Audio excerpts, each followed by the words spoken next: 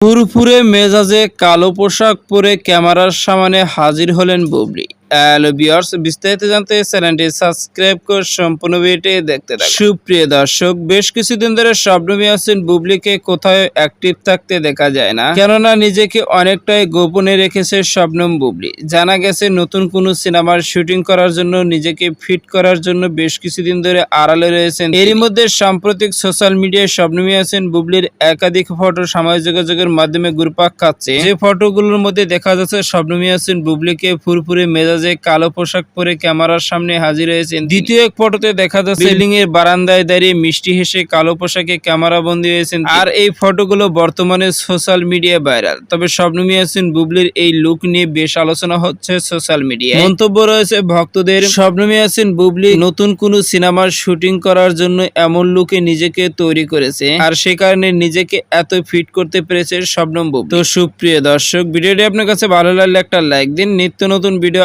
Update পেতে চ্যানেলটি subscribe করুন। অসংখ্য ধন্যবাদ পুরো ভিডিওটি উপভোগ করার জন্য।